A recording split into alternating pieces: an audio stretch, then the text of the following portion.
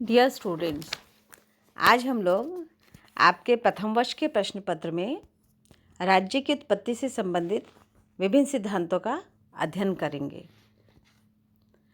राज्य एक ऐसी अवधारणा जो सबसे अधिक चर्चित, सबसे अधिक विश्लेषण की गई और सबसे अधिक साधारण और गूढ़ दोनों ही अर्थों में समझी जाने वाली अवधारणा है।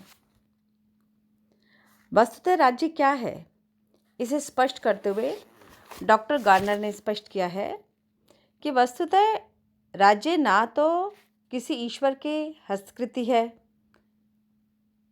ना ही किसी सर्वोच्च भौतिक शक्ति के द्वारा निर्मित है,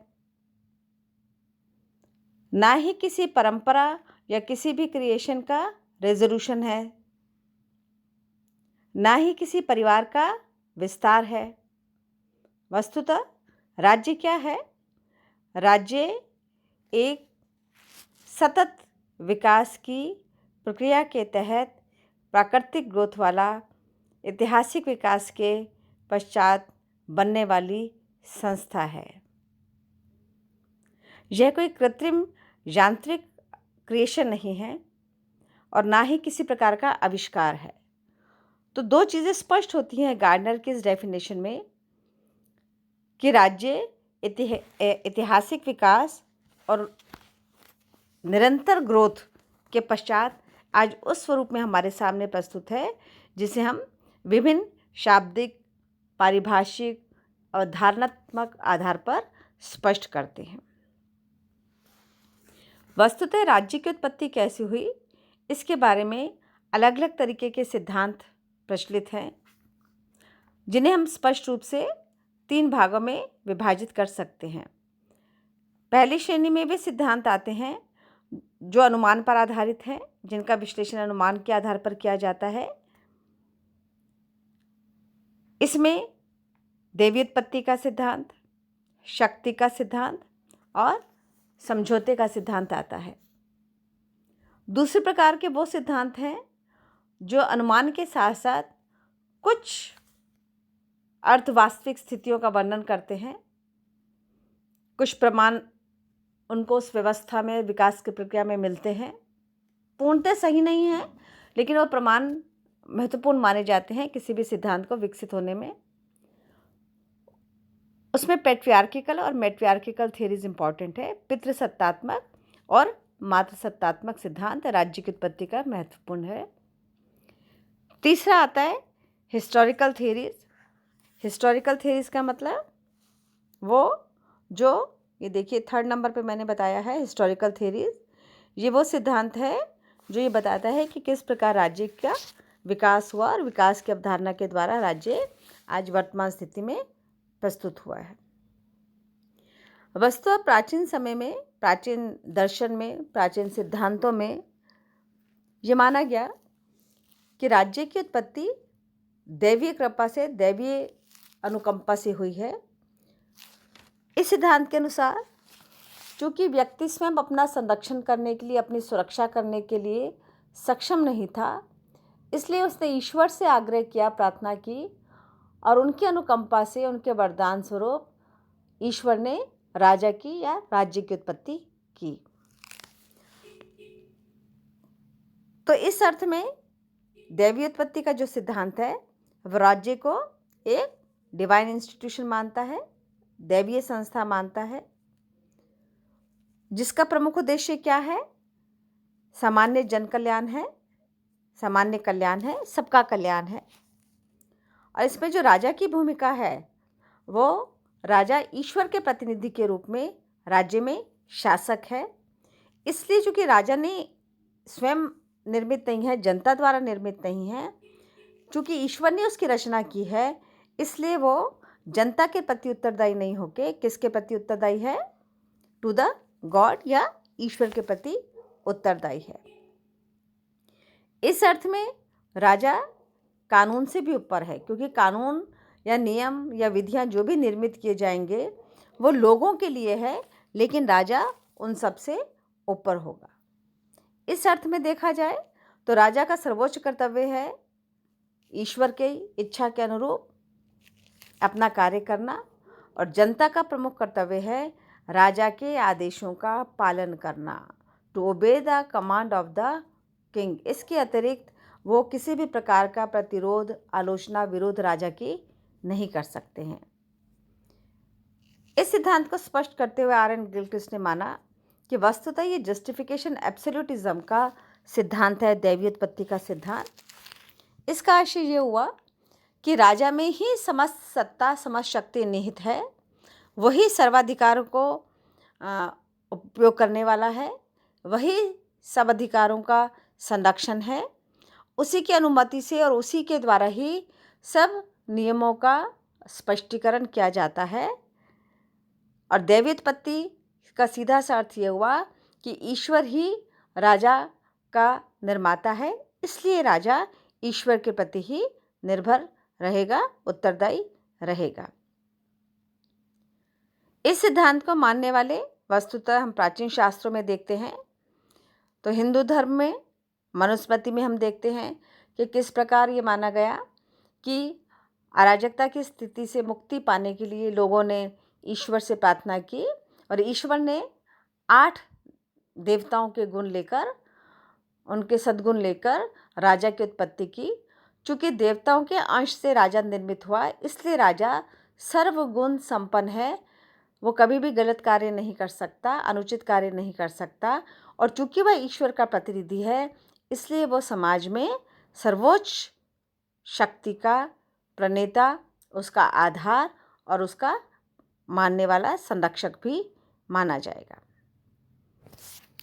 ईसाई धर्म में भी ये माना गया कि प्रजा का कार्य सिर्फ आज्ञा का पालन करना है और राजा की जो शक्ति है वो कहाँ से आई है? गॉड से आई है, ईश्वर से आई है। और राजा सब नियमों से, कानूनों से ऊपर है। राजा के ऊपर किसी प्रकार का भी कोई नियम लागू नहीं होता है। इसी प्रकार यहूदी धर्म में भी ये माना गया, द ओल्ड टेस्टामेंट में, कि state was the immediate work of God. राज्य को किसने निर्मित किया है? ये ब्लंटली की डेफिनेशन है और उसे स्पष्ट करते हुए हम समझ सकते हैं कि चूँकि ईश्वर का कृत्य है राज्य, तो राजा भी किसका कृत्य हुआ? ईश्वर का। तो राजा किसके प्रति उत्तरदायी हुआ? ईश्वर के प्रति। Doctor JN. फिक्स ने अपनी पुस्तक the divine rights of Kings में राजा के कुछ अधिकार स्पष्ट किए हैं, कुछ उसकी स्थितियां स्पष्ट की हैं और ये बताया है कि किस प्रकार ईश्वर के द्वारा ही राजा को कुछ दैवीय अधिकार प्रदत्त किए गए हैं। यहाँ 2 चीज़ें बिल्कुल स्पष्ट होनी चाहिए कि जब हम दैवीय उत्पत्ति के सिद्धांत की बात करते हैं तो हम ये मानकर चलते हैं कि राजनीतिक अधिकारों में आध्यात्मिक आधार या धार्मिक आधार स्पष्ट है।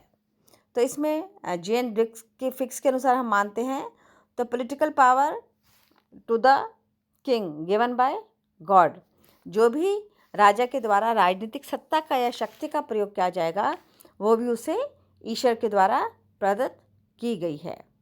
और राजा को जो ईश्वर के द्वारा प्रदत्त की गई शक्तियां हैं वो एक बार राजा को देने के पश्चात समाप्त नहीं हो जाती, बल्कि राजा के पश्चात जो अगला राजा बनता है उसके पास वो वंशानुगत रूप से पहुंचती है। पॉलिटिकल पावर इज हेरिडिटरी, वंशानुगत एक राजा से दूसरे राजा तक वो शक्तियाँ पहुंचती हैं, क्योंकि ये माना जाता है कि जो भी राजा है वो प्रजा के हित में कार्य कर रहा है, प्रजा का रक्षण कर रहा है, प्रजा पालक है, तो अगला भी जो राजा होगा वो भी राजा के द्वारा किए गए इन्हीं सारे कार्यों का अनुसरण करेगा।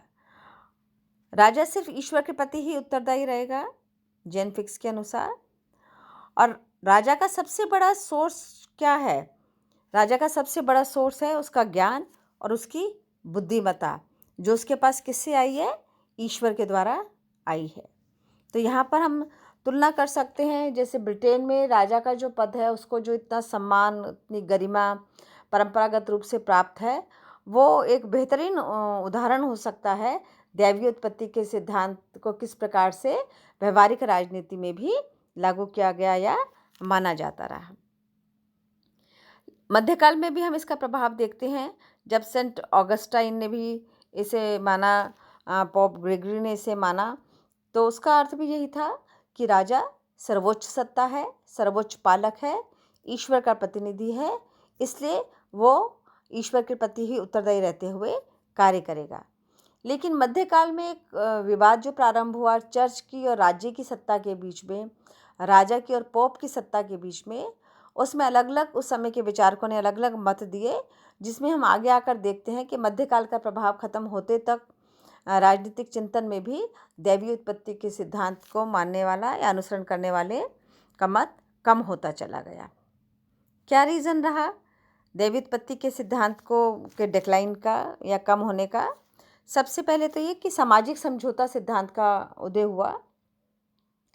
इस सिद्धांत ने माना कि राजा की उत्पत्ति ईश्वर के द्वारा नहीं हुई या किसी दैवीय शक्ति के द्वारा नहीं हुई, बल्कि स्वयं लोगों ने आपस में समझौता करके अपनी अराजक स्थिति से, अपनी असमंजस की स्थिति से, असुविधा की स्थिति से निकलने का निर्णय लिया। और तब लोगों ने आपस में समझौता करके जो शासक चुना, वो शासक चूँकि जनता के द्वारा चुना गया था, इसलिए वो जनता के प्रति ही उत्तरदायी रहा। और जनता के प्रति उत्तरदायी रहने के कारण जनता ने इस अधिकार का प्रयोग करना भी प्रारंभ किया कि उस राजा को या उस शासक को कभी भी हटाया जा सकता है जो जनता द्वारा किए गए कार्यों को नहीं करता है, जनता द्वारा दिए गए दायित्वों का पालन नहीं करता है।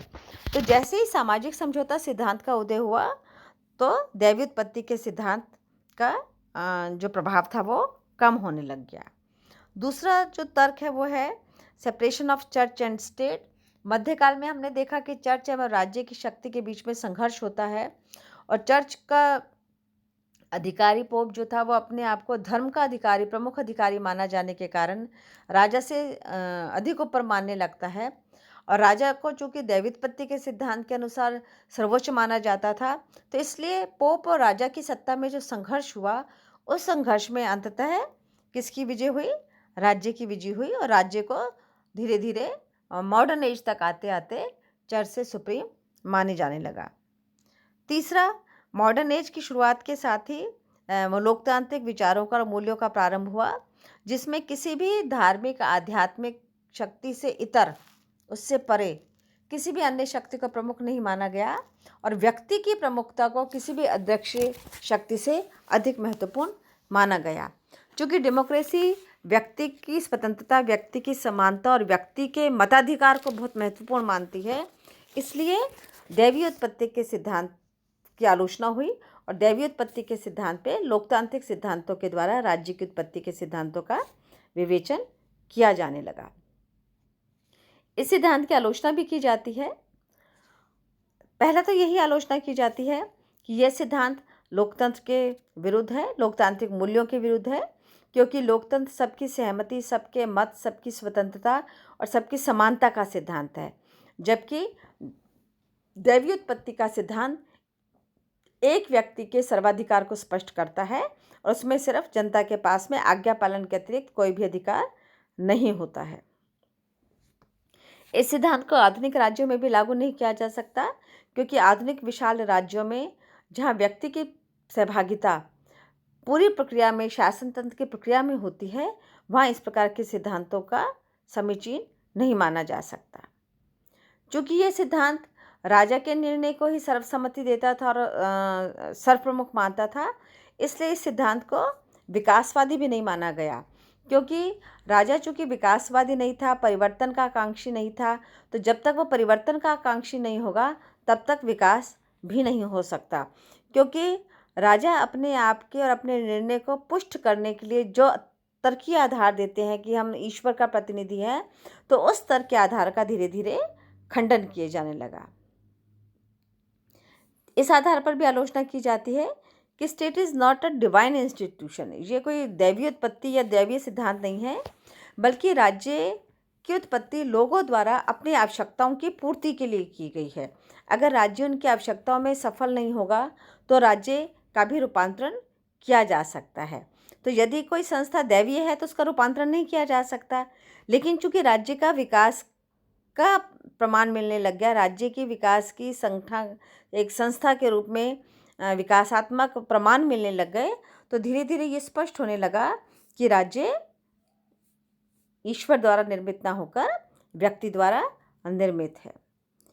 इस थ्योरी को चूँकि धार्मिक माना जाता था और राज्य मूलतः राजनीतिक संस्था के रूप में कार्य करती है, तो इसलिए ये भी माना गया कि दैवी उत्पत्ति का सिद्धांत वस्तुतः एक आध्यात्मिक अवधारणा के रूप में राजा और राजा की सत्ता की व्याख्या करती है, लेकिन एक विशुद्ध राजनीतिक सिद्धांत के रूप में उसकी विवेचना नहीं की जा सकती है।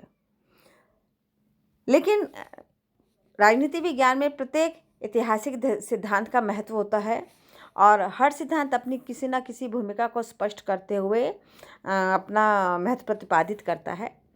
तो प्राचीन काल के सामाजिक व्यवस्था के हिसाब से दैवोत्पत्ति के सिद्धांत का जो महत्व माना गया वो इस दृष्टि से माना गया कि चूँकि उस समय स्थायित्व और स्थिरता के लिए लोगों में आज्ञापालन और आस्था की भावना का होना आवश्यक था, इसलिए राजा के द्वारा इस प्रकार सत्ता का प्रस्तुतिकरण किया गया और इस प्रकार इस सिद्धांत के द्वारा प्रस्तुतिकरण किया गया कि जो भी जनता है वह राजा को महत्वपूर्ण मानते हुए उसकी आज्ञा का पालन करे। चूँकि उससे स्थिरता बनी रही और राज्य को सुरक्षित रखा जा सकना संभव हुआ, इसलिए जनता प्रजा राजा की आज्ञा का पालन करती थी। वहीं दूसरी ओर चूँकि राजा प्रमुख शासक होता था, लेकिन चूँकि उसे ईश्वर का प्रतिनिधि माना जाता था, तो वो भी एक ईश्वरीय भय के कारण सीमा में रहकर कार्य करता था और सीमा में कार्य करने के कारण वो ईश्वर के प्रति अपने कार्यों को उत्तरदायित्व उसका ग्रहण करता था।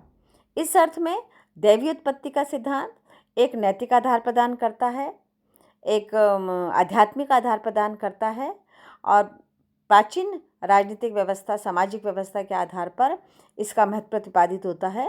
लेकिन आधुनिक काल में विकासवादी और प्रैग्मेटिक अप्रोच के साथ में दैवीय उत्पत्ति के सिद्धांत को सीमित स्वरूप में ही समझा जा सकता है।